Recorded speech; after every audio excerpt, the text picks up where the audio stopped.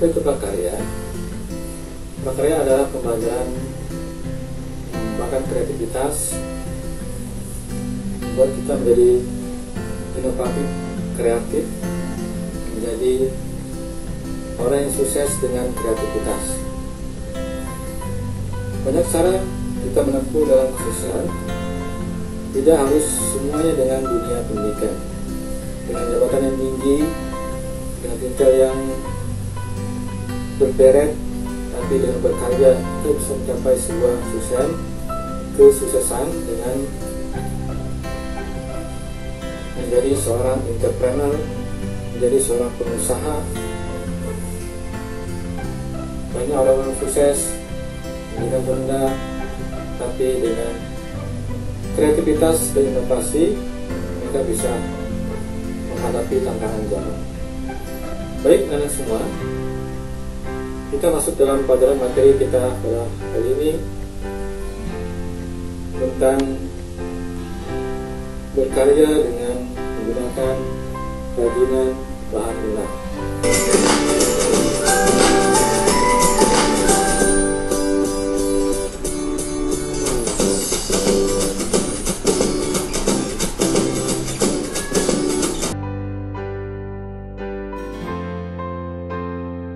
Assalamualaikum warahmatullahi wabarakatuh. Ketemu kembali dalam pelajaran prakarya kelas 8 tentang materi kerajinan bahan lunak.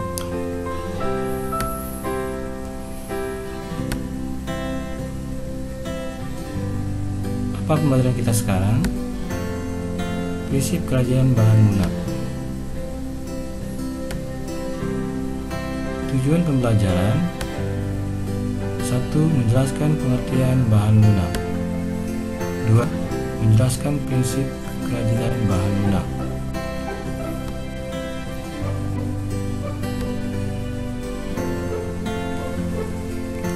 Apa sih kerajinan bahan lunak itu?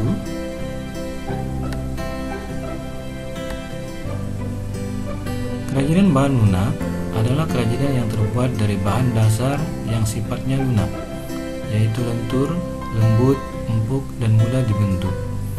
Contohnya, tanah liat, serat alam, kulit hewan, lilin, plastisin, bubur kertas, gift, fiberglass, lilin, sabun, spon, dan lain-lain.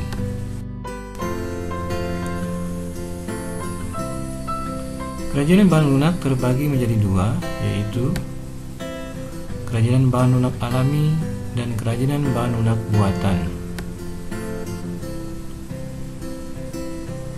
Keramik dan bahan rajutan termasuk dalam kerajinan bahan lunak alami. Kerajinan bahan lunak alami adalah kerajinan yang terbuat dari bahan lunak yang alam, yang tanpa melalui proses fabrikasi. Lilin,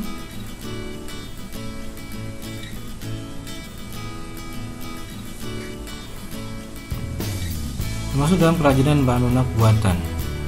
Kerajinan bahan buatan adalah kerajinan bahan lunak yang bahan dasarnya terbuat dari bahan hasil olahan pabrik atau fabrikasi.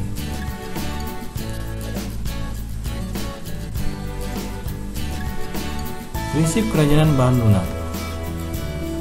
Prinsip pembuatan bahan lunak, alam dan buatan, memiliki kecenderungan yaitu sengaja dibuat orang secara khusus dan sangat mempertimbangkan aspek pemaduannya. Pemaduan yang dimaksud adalah penggunaan bahan lain dengan warna dan bentuk yang berbeda, tetapi padu bahan dasarnya. Pemaduan juga dapat dilakukan dengan bahan serupa, tetapi dibuat dengan karakteristik yang berbeda. Prinsip kerajinan bahan lunak. Terdapat 3 prinsip pembuatan kerajinan bahan lunak, yaitu keterampilan tangan, keterampilan teknik, kedaerahan atau tradisional.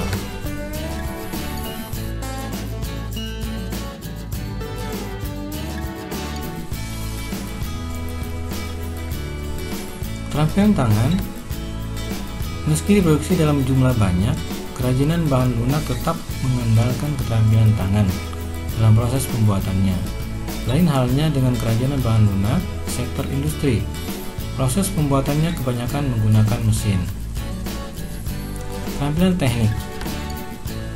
Dalam prinsip ini, kerajinan bahan lunak dibuat secara terus-menerus berdasarkan keterampilan teknik.